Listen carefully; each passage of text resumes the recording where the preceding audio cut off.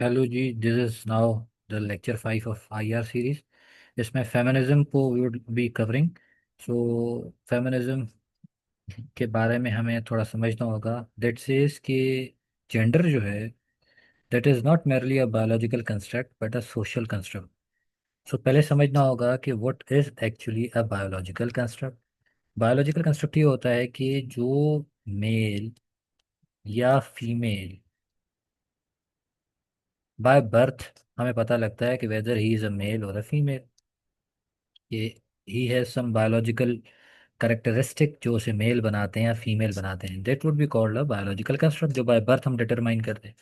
But feminism कहता है कि gender is not merely a biological construct but society कुछ इस तरह से कंस्ट्रक्ट करती है कि मेल के साथ कुछ एट्रीब्यूट्स अटैच कर दिए जाते हैं, फीमेल के साथ भी एट्रीब्यूट्स अटैच कर दिए जाते हैं। Based on those construction, society फिर वो रोल उनसे डिमांड करती है, एक्सपेक्ट करती है कि they are male are suppose to do this particular thing and female are suppose to do some particular things, right.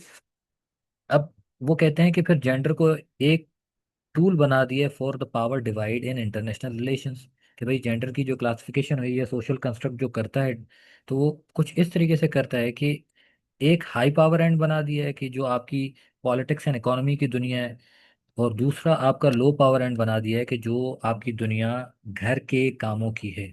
तो वो कहते हैं मेल्स जो हैं उनके अंदर ये पावर ओरिएंटेशन वाले ट्रेड्स हैं, खूबियां हैं, एग्रेसिव हैं, इरेशनल हैं। So they are made for this high power world, या एंड या पोल। और फीमेल्स जो हैं वो बाय नेचर कंसाइलेटरी हैं, रैशनल हैं, कोऑपरेटिव हैं। तो उन्हें इस वर्ल्ड ऑफ डोमेस्टिक वर्क में ना अटैच कर दिया जाता है, एसोसिएट कर दिया जाता है। और ये जो ट्रेड्स मेल्स के साथ अटैच किए जाते हैं, दोज आर रियलिस्ट ट्रेड, और जो फीमेल के साथ अटैच किए जाते हैं लिबरलिस्ट ट्रेड हैं। इसी वजह से एक सोसाइटी के अंदर पावर गैप क्रिएट हो जाता है। और यही पावर गैप है जो पेट्रियार्की आपकी होती है वो इसे प्रमोट करती है, या पेट्रियार्कल नॉर्म्स होते हैं ऐसी सोसाइटीज़ के अंदर बनना शुरू हो जाते हैं, जो कि फिर फीमेल्स को और मेल्स को क्लासिफाई कर देते हैं, या डिवाइड कर देते हैं, या पावर डिवाइड क्रिएट कर देते हैं।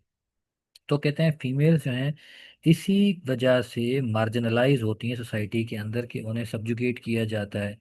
अब कहते हैं फेमिनिज्म वाले कि भाई इसे रिप्लेस करना होगा, इन्हें मार्जिनलाइजेशन से मेन स्ट्रीमिंग में लाना होगा, कि females are equal to mail.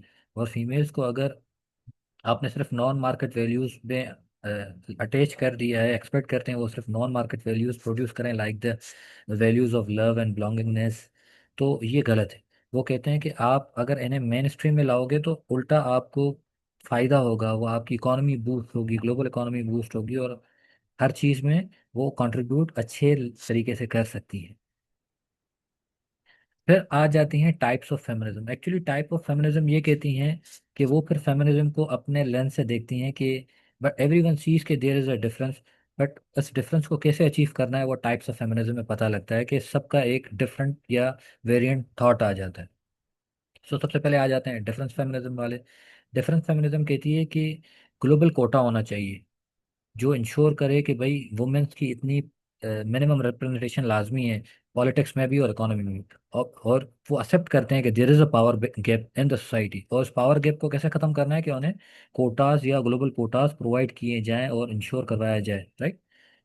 Liberal feminism वाले कहते हैं कि मेल और फीमेल में कोई फर्क नहीं है, बस आप वुमेन्स को इक्वल अपॉर्चुनिटीज दे दें, और जो बैरियर्स हैं वो हटा दें, तो उनके अंदर इतनी पोटेंशियल है कि वो मेन स्ट्रीम में खुद ही आ सकती हैं, अगर उन्हें इक्वल अपॉर्चुनिटीज प्रोवाइड की जाए। सो दे टॉक अबाउट कोटा, और एक्सेप्ट करते हैं डिफरेंस को, ये कहते हैं देयर इज नो डिफरेंस, सिर्फ उन्हें अपॉर्चुनिटी प्रोवाइड कर दो और बैरियर हटा दो, तो everything will be fine. Then आपके आ जाते हैं पोस्ट मॉडर्न फेमिनिज्म।